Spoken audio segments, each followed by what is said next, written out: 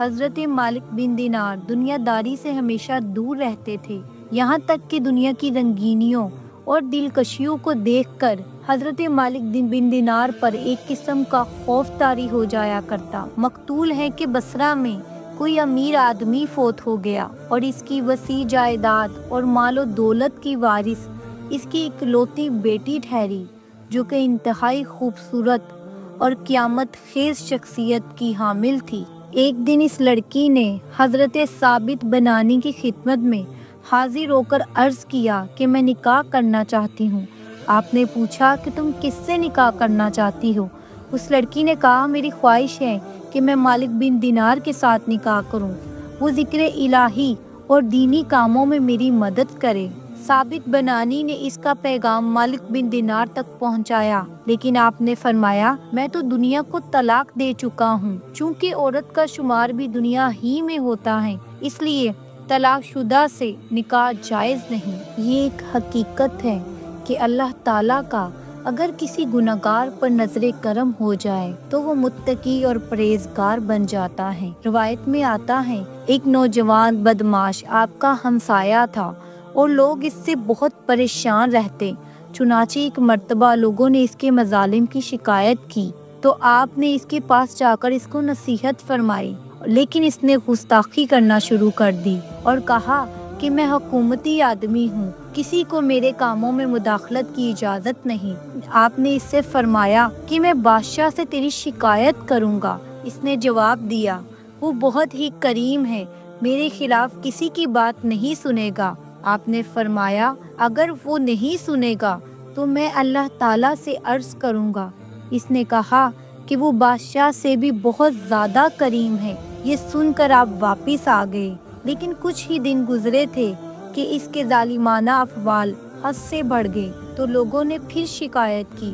آپ پھر اسے نصیحت کرنے جا پہنچے، لیکن غیب سے ایک آواز سنی کہ میرے دوست کو مت پریشان کرو۔ یہ آواز سن کر حیرت زدہ ہو گئے اور اس نوجوان سے کہا کہ میں اس غیبی آواز کے متعلق تجھ سے پوچھنے آیا ہوں جو میں نے راستے میں سنی ہے۔ نوجوان یہ بات سن کر خود بھی حیرت زدہ رہ گیا اور پھر ایک معصوم ارادے کے ساتھ کہنے لگا، اگر یہ بات ہے تو میں اپنی تمام دولت راہ خدا میں قربان کرتا ہوں۔ وہ نوجوان اپنا سارا مال و دولت راہ خدا میں دینے کے بعد نامعلوم سمت کی طرف چل پڑا۔ پھر ایک مرتبہ حضرت مالک بن دینار جب مکہ معظمہ پہنچے، پھر انہوں نے اس نوجوان کو انتہائی کمزور حالت میں دیکھا، جو اس وقت سجدے میں پڑا کہہ رہا تھا کہ خدا نے مجھے اپنا دوست فرمایا ہے، میں بھی اس کے احکامات پر اپنا تن من دھن سب کچھ قربان کروں گا، اور میں یہ جانتا ہوں کہ اس کی رضا اور خوشنودگی صرف اسی کی عبادت میں ہے، اور آج سے کوئی ایسا کام کرنے کی میں سچی توبہ کرتا ہوں جو اس کی تسلیم و رضا کے خلاف ہیں۔ پھر حضرت مالک بن دینار نے دیکھا کہ اتنا کہنے کے بعد وہ نوجوان اپنے خالق حقیقی سے جا ملا۔ ایک مرتبہ حضرت مالک بن دینار کشتی میں سفر کر رہے تھے تو کشتی جب عین منجے دھار پہ پہنچ گئی تو ملحا نے آپ سے کرایہ طلب کیا۔ آپ نے فرمایا کہ میرے پاس دینے کو کچھ نہیں ہے۔ یہ سن کر اس نے بد کلامی شروع کر دی کہ آپ غش کھا کر گر گئے۔ جب آپ ہوش میں آئے تو ملاح نے دوبارہ کرایہ طلب کرتے ہوئے کہا، اگر تم نے کرایہ ادا نہ کیا تو میں تمہیں دریا میں پھینک دوں گا۔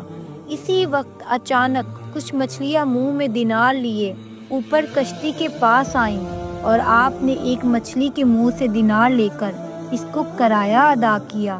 ملاح نے یہ حال دیکھ کر قدموں میں گر پڑا، کشتی میں سے دریا پر اتر گئے اور پانی میں چلتے ہوئے نظروں سے اوجھل ہو گئے۔ اسی وجہ سے لفظ دینار آپ کے نام کا حصہ بن گیا۔ ایک مرتبہ حضرت مالک بن دینار شدید بیمار ہو گئے، صحتیاب ہوئے تو کسی ضرورت کے تحت بہت دشواری سے بازار تشریف لے گئے، لیکن اتفاق سے اسی وقت بادشاہ کی سواری آ رہی تھی۔ لوگوں کو ہٹانے کے لیے ایک شور بلند ہوا۔ آپ اس وقت اس قدر کمزور تھے کہ ہٹنے میں دیر ہو گئی اور پہرہ داروں نے آپ کو کوڑا مارا اور درد کے مارے آپ کے منہ سے یہ کلمات نکلے کہ خدا کرے تیرے ہاتھ ٹوٹ جائے۔ چنانچہ دوسرے دن کسی جرم کی وجہ سے اس کے ہاتھ کاٹ کر چوراہے پر ڈال دیے گئے، لیکن آپ کو اس کی یہ حالت دیکھ کر بہت رنج ہوا اور دل میں کہا کہ کاش تکلیف کی حالت میں میرے منہ سے اس کے لیے یہ جملہ نہ نکلا ہوتا۔ حضرت مالک بن دینار 40 سال تک بصرہ میں رہے، لیکن آپ کو کھجور کھانے کی رغبت نہیں ہوئی۔ جب کبھی اس کے متعلق کوئی بات ہوئی تو آپ کہتے کہ اہل بصرہ، میرا پیٹ کھجور نہ کھانے سے کچھ کم نہیں ہو گیا اور نہ ہی کھجور کھانے سے تمہارا پیٹ بھر گیا ہے۔ جب 40 سال گزر گئے تو ایک روز آپ کے نفس میں کھجور کھانے کی خواہش جاگی۔ آپ نفس کو سمجھاتے ہوئے فرمایا، میں تیری اس خواہش کی تکمیل نہیں ہونے دوں گا۔ یہاں تک کہ ایک رات آپ نے خواب میں دیکھا کہ جیسے کوئی کہہ رہا ہو کہ کھجور کھا لو۔ بیدار ہو کر آپ اپنی نفس سے مخاطب ہوئے اور فرمایا کہ میں اس شرط کے ساتھ تیری تمنا پوری کر سکتا ہوں کہ تو ایک ہفتے تک مسلسل روزے رکھے گا۔ چنانچہ نفس کشی کے لیے ہفتہ بھر کے روزے رکھے اور اس کے بعد کھجوریں خرید کر مسجد میں لے گئے۔ مگر وہاں کھانے سے قبل لڑکے نے اپنے باپ کو آواز دے کر کہا کہ مسجد میں کوئی یہودی آ گیا ہے۔